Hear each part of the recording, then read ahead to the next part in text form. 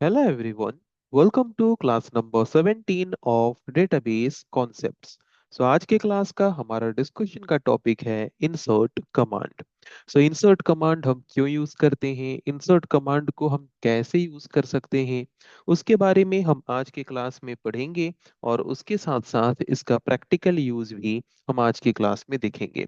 तो शुरू करते हैं डिस्कशन और जानते हैं पहले कि इंसर्ट कमांड हम क्यों यूज करते हैं। जैसे कि इसके नाम से हमें पता चल रहा है insert command, that means this command must be used to insert something. Okay, insert command को हम इंसर्ट इनटू कमांड भी बोलते हैं।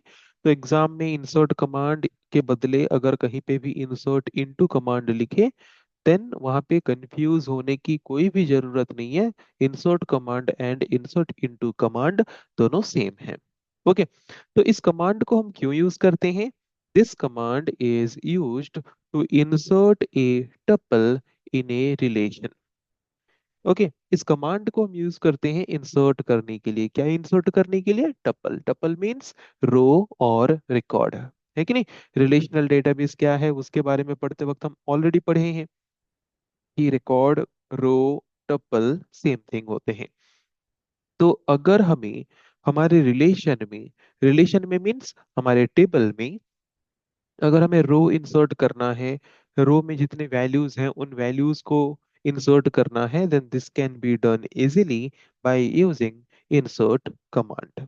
Okay, so we must specify the name of the relation in which tuple is to be inserted and the values. Insert command में अगर हमें insert command को use करके एक टेबल में रो इंसर्ट करना है, टपल इंसर्ट करना है, then we must have to specify the name of the relation in which we want to insert the tuple. Okay, insert command को यूज करके अगर हम एक रिलेशन में टपल इंसर्ट कर रहे हैं, देन वहां पे हमें रिलेशन का नाम स्पेसिफाई करना पड़ेगा जिस रिलेशन में हम टपल इंसर्ट करना चाहते हैं।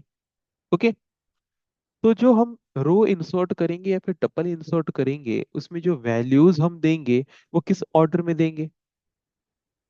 मतलब सपोज एक टेबल है, उस टेबल में roll number, name, okay, age, then date of birth, address, ऐसे मल्टीपल एट्रीब्यूट्स हैं।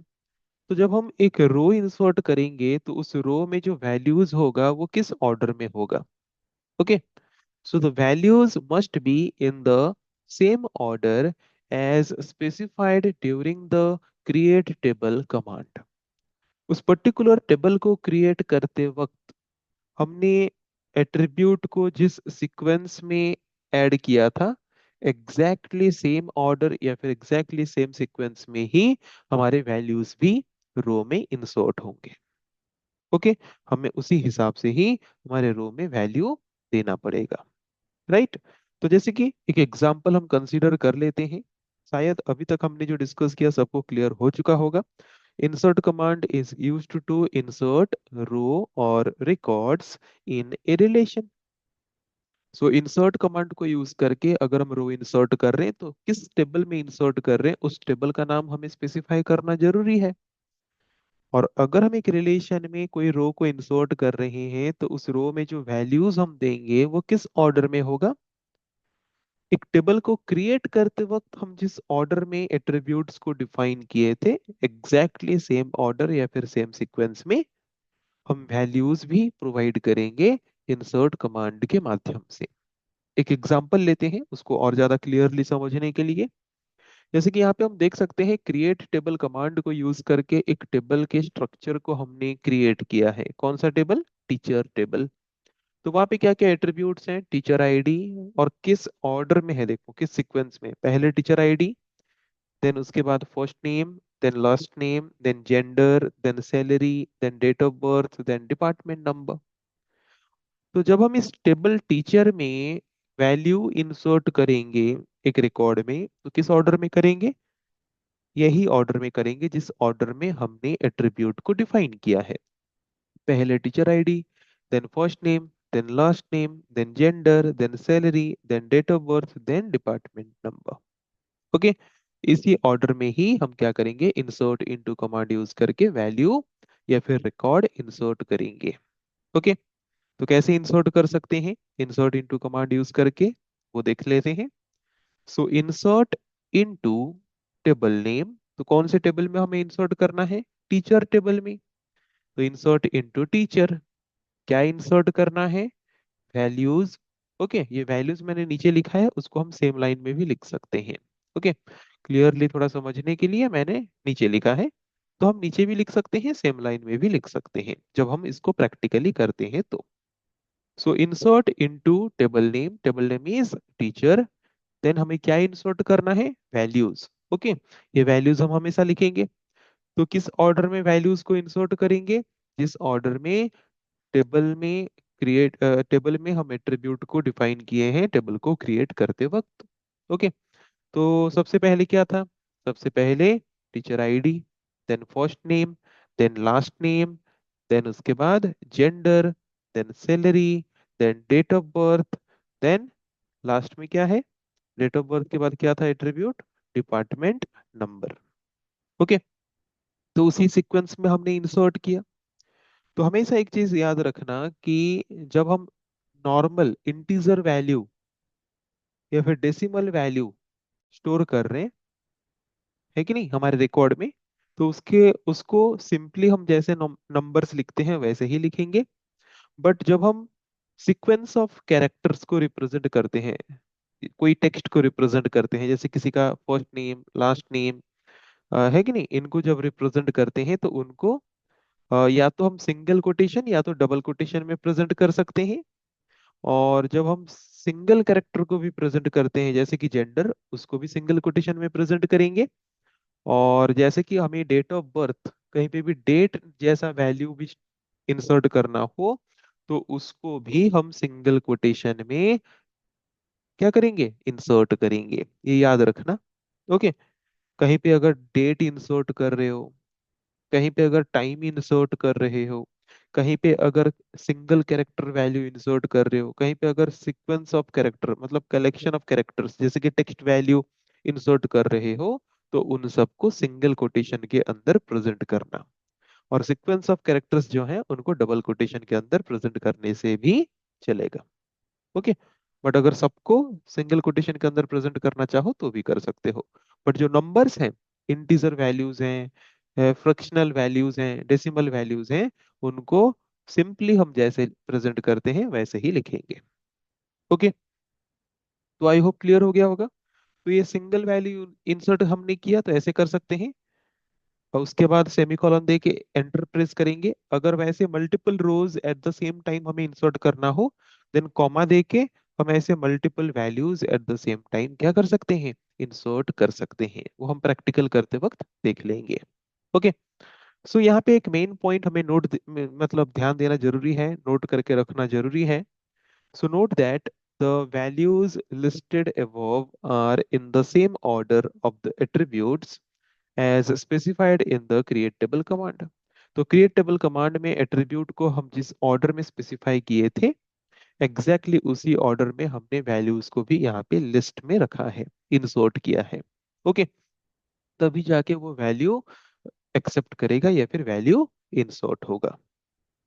बट अगर हम चाहते हैं कि एट्रीब्यूट जिस ऑर्डर में है उस ऑर्डर में वैल्यू को इंसर्ट ना करके हम अपने हिसाब से एक अलग ऑर्डरिंग में क्या करें, वैल्यूज को इंसर्ट करें, है कि नहीं, तो वो भी हम कर सकते हैं एक्सप्लिसिटली। कैसे कर सकते हैं, so another form of insert command is used to insert a tuple in which the ordering of the values is done by explicitly specifying the attribute name। अगर हम चाहते हैं कोई दूसरे ऑर्डर में, अलग ऑर्डर में वैल्यूज को इंसर्ट करें, तो वो हम एक्सप्लिसिटली एट्रीब्यूट का नेम उस ऑर्डर में पहले स्पेसिफाई करेंगे कि किस ऑर्डर में हम वैल्यू इंसर्ट करना चाहते हैं। उसके बाद हम क्या करेंगे, उस एक्सप्लिसिटली स्पेसिफाइड ऑर्डरिंग के हिसाब से हम हमारे रिलेशन में रो या फिर रिकॉर्ड की वैल्यूज को इंसर्ट करेंगे। ओके, तो उसका एग्जांपल देख लेते हैं। इंसर्ट इनटू टेबल नेम, यहाँ पे एक्स्ट्रा काम हमें क्या करना पड़ेगा, एक्सप्लिसिटली किस ऑर्डर में हम पहले कौन से एट्रीब्यूट का वैल्यू इंसर्ट करना चाहते हैं, फिर उसके बाद कौन सा एट्रीब्यूट का वैल्यू इंसर्ट करना चाहते हैं, वो हमें डिफाइन करना पड़ेगा। यहाँ पे एक्सप्लिसिटली हमने डिफाइन किया है, देखो। पहले हम फर्स्ट नेम इंसर्ट करना चाहते हैं, बट एक्चुअल में क्या था, पहले टीचर आईडी। पहले हम फर्स्ट नेम इंसर्ट करना चाहते हैं, then last name, then gender, then teacher ID, then date of birth, then department number, then salary. इस ऑर्डर में हम इंसर्ट करना चाहते हैं, तो हमने एक्सप्लिसिटली ऑर्डर को यहाँ पे स्पेसिफाई कर दिया। उसके बाद जैसे हम सिंपली वैल्यूज इंसर्ट करते हैं वैसे वैल्यूज लेंगे। तो यहाँ पे जबकि हमने पहले फर्स्ट नेम लिया है तो पहले फर्स्ट नेम देंगे, देन कॉमा देके लास्ट नेम लेंगे, देन जेंडर लेंगे, then teacher ID, then date of birth, then department number, then salary. Okay. तो अगर हम प्री डिफाइंड जैसे पहले से टेबल क्रिएट करते वक्त जिस ऑर्डर में है उसी ऑर्डर में इंसर्ट करना चाहते हैं, तो सिंपल तरीके से नॉर्मल तरीके से इंसर्ट इनटू कमांड को यूज करके कर सकते हैं। बट अगर हम चाहते हैं कि एट्रीब्यूट का ऑर्डरिंग हम एक्सप्लिसिटली चेंज करके उसमें वैल्यू इंसर्ट करें, then this can also be done in this way. Okay. So I hope सबका इतना तो क्लियर हो गया होगा कि इंसर्ट इनटू कमांड को यूज करके अगर हम कोई वैल्यू इंसर्ट करना चाहते हैं तो कैसे कर सकते हैं। तो थोड़ा इसको पहले हम प्रैक्टिकली देख लेते हैं, कॉन्सेप्ट को और थोड़ा बेहतर तरीके से क्लियर करने के लिए। तो उसके लिए पहले हम कॉलेज डेटाबेस को ओपन कर लेते हैं, क्या क्या टेबल्स हैं थोड़ा टेबल्स को देख लेते हैं। तो इनमें से कोई भी एक टेबल हम ओपन करते हैं, टीचर टेबल की बात हम कर रहे थे तो टीचर टेबल को ही हम यहाँ पे ओपन कर लेते हैं। तो टीचर टेबल का स्ट्रक्चर थोड़ा देख लेते हैं कि उसमें एट्रीब्यूट्स क्या क्या है और किस ऑर्डर में है। तो हमारे यहाँ पे तीन है। ओके। यहाँ पे हमारे कितने एट्रीब्यूट्स हैं, तीन एट्रीब्यूट्स हैं। तो हम थोड़ा ज्यादा एट्रीब्यूट वाला कोई यहाँ पे ले लेते हैं, देख लेते हैं। देखते हैं टीचर वन एट्रीब्यूट। ओके, तो टीचर वन एट्रीब्यूट में यहाँ पे थोड़ा ज्यादा यहाँ पे एट्रीब्यूट है, हम देख सकते हैं जैसे कि, है कि नहीं। तो हम टीचर एट्रीब्यूट को यूज कर ले, यहाँ पे टीचर वन टेबल के एट्रीब्यूट्स को लेके हम क्या करते हैं, वैल्यू इंसर्ट करते हैं। तो वैल्यू इंसर्ट करने के लिए कौन सा कमांड यूज करेंगे, इंसर्ट इनटू। ओके। सो किस में इंसर्ट करेंगे, टीचर वन टेबल में इंसर्ट करेंगे। क्या इंसर्ट करेंगे, वैल्यूज। तो उसी सेम लाइन में भी हम लिख सकते हैं या फिर नेक्स्ट लाइन में हम लिख सकते हैं। Okay, values. तो सबसे पहले क्या है, सबसे पहले है टीचर आईडी। सबसे पहले क्या है, टीचर आईडी। तो हम सबसे पहले क्या करते हैं, सबसे पहले टीचर आईडी देंगे। तो टीचर आईडी का डेटा टाइप क्या है, इंट। तो हम teacher ID suppose data type दे देते हैं, डेटा टाइप के हिसाब से वैल्यू हमने दे दिया 101 teacher ID. Then name, name को हम मतलब ये क्या है, सीक्वेंस ऑफ कैरेक्टर है, टेक्स्ट वैल्यू है, तो उसको हम या तो सिंगल कोटेशन या तो डबल कोटेशन में प्रेजेंट कर सकते हैं। तो सिंगल कोटेशन यूज करें, वो आसान है कि नहीं। तो सपोज हमने नाम लिया यहाँ पे Anil, comma, then address, address भी सीक्वेंस ऑफ कैरेक्टर है, सीक्वेंस ऑफ कैरेक्टर है, सपोज हम यूज करते हैं ओडिशा। ओके। देन सैलरी, अगर हम सैलरी वैल्यू कुछ भी नहीं देंगे तो बाय डिफॉल्ट वो डिफॉल्ट वैल्यू 30,000 ले लेगा। वो कैसे होगा, कैसे हम ब्लैंक छोड़ने से वो 30,000 बाय डिफॉल्ट लेगा, वो हम आगे देखेंगे। अभी हम क्या करते हैं, उसको कुछ वैल्यू असाइन करते हैं। ओके। तो हमने यहाँ पे कुछ वैल्यू उसको असाइन कर दिया। उसके बाद मैनेजर आईडी, तो मैनेजर आईडी जो है वो फॉरेन की है। तो फॉरेन की एट्रीब्यूट में वैल्यू हम जो देंगे वो वैल्यू किस में होना चाहिए, हमने रेफरेंस के हिसाब से किस प्राइमरी की को लिया है, टीचर आईडी प्राइमरी की को लिया है। इसीलिए अभी हम इसमें कोई वैल्यू दे नहीं सकते, इसीलिए हम इसको अभी क्या रख लेते हैं, नल रख देते हैं, ताकि बाद में हम इसको वैल्यू असाइन कर सकते हैं। प्राइमरी की को हम नल वैल्यू असाइन नहीं कर सकते, बट फॉरेन की को हम नल वैल्यू असाइन कर सकते हैं। ये ऑलरेडी हम पढ़े हैं, है कि नहीं। तो एक वैल्यू इंसर्ट हो गया। अभी हम सेमी कॉलन दे के एंटर प्रेस करते हैं, देखो वन रो इफेक्टेड, एक रो इंसर्ट हो गया। वैसे जितना रिकॉर्ड चाहें, जितना रो चाहें, वैसे और भी उतने सारे रोज हम इंसर्ट कर सकते हैं। तो यहाँ पे हम और एक रो इंसर्ट कर लेते हैं, 102 अंकित, यूपी, 55,000। तो देखो 101 एक वैल्यू ऑलरेडी हम इंसर्ट कर चुके हैं। तो सपोज 101 जो है वो इस पर्टिकुलर एम्प्लॉय का मैनेजर है, तो हम यहाँ पे 101 दे सकते हैं, क्योंकि फॉरेन की में हम वही वैल्यू यूज कर सकते हैं जो वैल्यू ऑलरेडी प्राइमरी की में प्रेजेंट हो। पहली बार में हमने नल इसीलिए लिया क्योंकि वही इंसान खुद का तो मैनेजर हो ही नहीं सकता, और उस एक एम्प्लॉय के अलावा अभी तक हम बाकी कोई एम्प्लॉय के वैल्यू अभी तक ऐड किए नहीं है, इसीलिए हमने नल लिया। उसको बाद में हम अपडेट भी कर सकते हैं। ओके। पर यहाँ पे 101 ऑलरेडी प्राइमरी की एट्रीब्यूट में है, और वो मैनेजर भी हो सकता है, तो वो 102 एम्प्लॉय आईडी जिसका है उसके लिए वो मैनेजर है, इसीलिए हमने मैनेजर आईडी में 101 को पुट कर दिया। ओके। सो आई होप सबको क्लियर हो गया होगा ये पहला मेथड, टेबल में वैल्यू इंसर्ट करने का। अभी दूसरा मेथड देखते हैं। दूसरा मेथड क्या है? अगर हम ऑर्डरिंग चेंज करना चाहते हैं, ओके, मतलब हमारे हिसाब से हम एट्रीब्यूट को ऑर्डरिंग को एक्सप्लिसिटली डिफाइन करना चाहते हैं कि हम किस ऑर्डर में रिकॉर्ड में वैल्यूज को इंसर्ट करेंगे। ओके। तो सपोज सबसे पहले हम नेम इंसर्ट करना चाहते हैं, देन एड्रेस इंसर्ट करना चाहते हैं, देन टीचर आईडी इंसर्ट करना चाहते हैं। ओके। देन सैलरी इंसर्ट करना चाहते हैं, देन मैनेजर आईडी इंसर्ट करना चाहते हैं। ओके। तो ये ऑर्डरिंग हमने डिफाइन कर दिया। फिर हम क्या करेंगे? अभी हम वैल्यूज इंसर्ट करेंगे। तो वैल्यूज किस ऑर्डर में करेंगे? ये जिस ऑर्डर में एक्सप्लिसिटली हमने एट्रीब्यूट नेम को डिफाइन किया है कि नहीं? तो सबसे पहले हम ले लेते हैं यहाँ पे, सपोज हम ले लेते हैं यहाँ पे सुनीता, नेम है ना पहले। उसके बाद क्या है? एड्रेस। एड्रेस तो सपोज हम लेते हैं बिहार। देन हम लेते हैं टीचर आईडी। तो न्यू टीचर आईडी यहाँ पे देंगे 101 102 ऑलरेडी हम इंसर्ट कर चुके हैं। प्राइमरी की एट्रीब्यूट में सेम वैल्यू मल्टीपल टाइम हम दे नहीं सकते, तो 103 दे देते हैं। Then salary, salary suppose 47,800। Okay. Then उसके बाद क्या है? Manager ID. तो 101 102 में से कोई भी मैनेजर आईडी हम ले सकते हैं या फिर नल छोड़ सकते हैं अगर वो मैनेजर आईडी अभी तक हमने इंसर्ट नहीं किया है तो। ओके। तो सपोज मैनेजर वही 101 इसके लिए भी मैनेजर है, तो 101 दे देते हैं। हम जानते हैं फॉरेन की में हम same value multiple number of time ले सकते हैं, बट वो वैल्यू प्राइमरी के एट्रीब्यूट में होना चाहिए। ओके। इसीलिए हमने सेम वैल्यू को यहाँ पे मल्टीपल नंबर ऑफ टाइम लिया। ओके। देखो यहाँ पे भी रो इंसर्ट हो गया। तो 3 रो ऑलरेडी हम यहाँ पे इंसर्ट कर चुके हैं। सो आई होप क्लियर हो गया होगा सबको कि अगर हमें एक टेबल में रिकॉर्ड इंसर्ट करना हो तो कैसे हम कर सकते हैं। ओके। ये क्लियर हो चुका होगा सबका। Next, note that the values entered are ordered with respect to the attributes mentioned।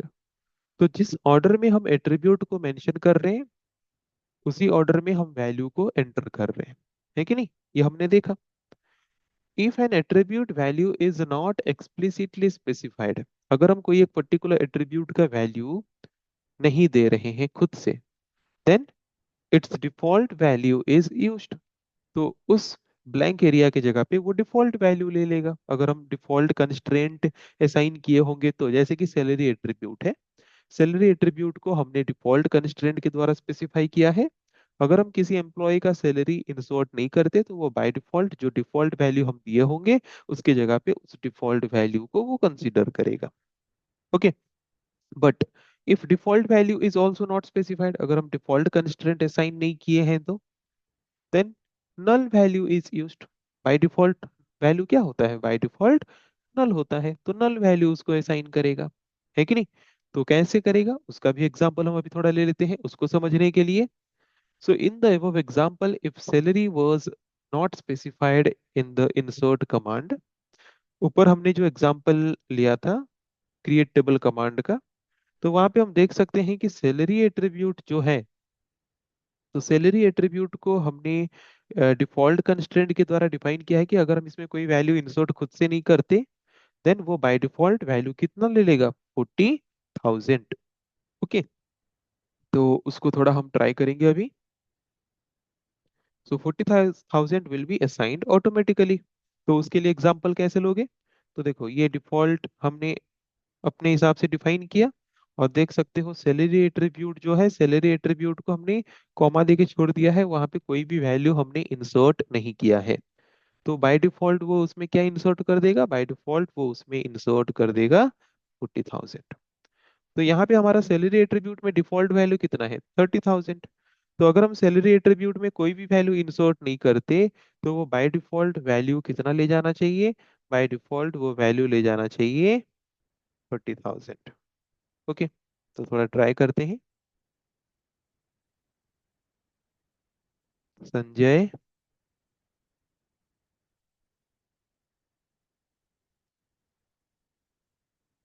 Jharkhand 100, 49,500। तो इनका भी मैनेजर सब सपोज 101 ही हम रहने देते हैं। तो सैलरी हमें यहाँ पे क्या करना था? सैलरी नहीं देना था। तो सपोज ऐसे सैलरी को छोड़ के हम देखते हैं, क्या ऐसे हमसे इनपुट वैल्यू ले रहा है? नो, ऐसे नहीं ले रहा है। तो हम क्या करते हैं, सैलरी एट्रीब्यूट को एंड में रख के देखते हैं यहाँ पे। ओके, इसका ऑर्डरिंग थोड़ा चेंज कर लेते हैं। Manager ID, then salary, salary को हमने लास्ट में रख दिया। अभी हम क्या करते हैं, वैल्यूज थोड़ा इंसर्ट करने की कोशिश करते हैं। पहले name, then address, then teacher ID, teacher ID के बाद मैनेजर आईडी, देन लास्ट वाला सैलरी हम ब्लैंक छोड़ देते हैं। ओके, सो यहाँ पे एरर शो हो रहा है।